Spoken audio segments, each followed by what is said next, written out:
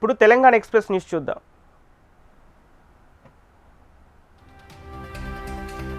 నిజామాబాద్ జిల్లా ఆర్మూర్లోని జెండా బాలాజీ ఉత్సవాలు నిర్వహించారు. స్వామివారిని దర్శించుకున్న ఎమ్మెల్యే పైడి రాకేష్ రెడ్డి ప్రత్యేక పూజల్లో పాల్గొని మొక్కులు చెల్లించుకున్నారు. అనాదిగా వస్తున్న సంస్కృతి సంప్రదాయాలను కాపాడుకోవాల్సిన బాధ్యత మనదేనన్నారు. సమాజంలో కొన్ని ప్రమాదకర శక్తులు హిందూ ధర్మాన్ని కలుషితం చేసేందుకు కుట్ర పన్నుతున్నారని ఎమ్మెల్యే ఆరోపించారు.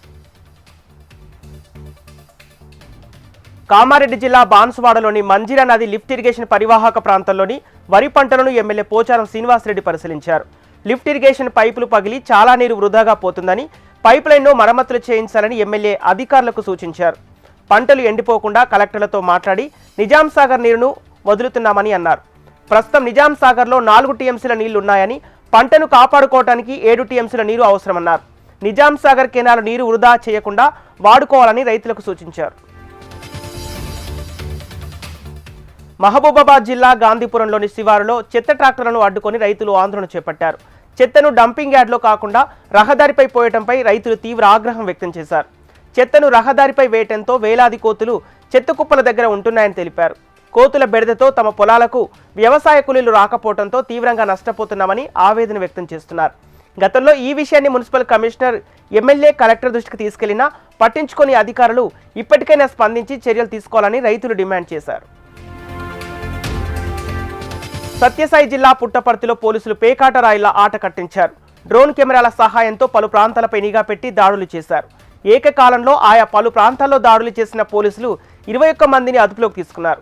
వారి నుంచి 4,20,000 రూపాయల నగదును స్వాధీనం చేసుకున్నారు. ఎవరైనా పేకాట ఆడినా వారిపై చట్టపరమైన చర్యలు తీసుకుంటామని పోలీసులు హెచ్చరిస్తున్నారు.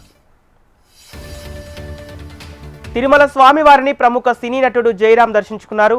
ఉదయం వీఐపీ విరామ సమయంలో కుటుంబ సభ్యులతో స్వామివారి సేవలో పాల్గొని మొక్కులు చెల్లించుకున్నారు. దర్శన అనంతరం రంగనాయకుల మండపంలో వేద పండితులు ఆశీర్వదించారు.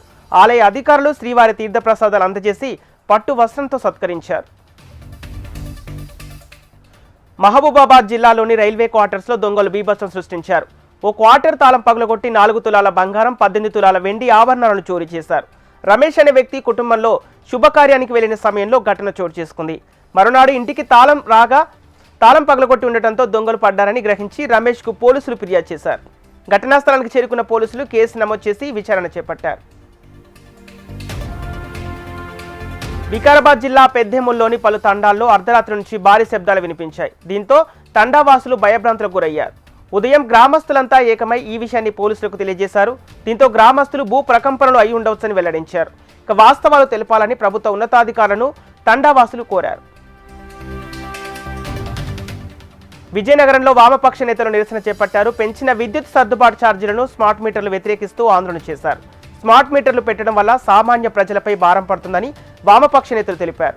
ఇప్పటికైనా స్మార్ట్ మీటర్లు అమెరికాను నిలువరించేలా చర్యలు చేపట్టాలని కూటమి ప్రభుత్వంను వామపక్ష నేతలు డిమాండ్ చేశారు.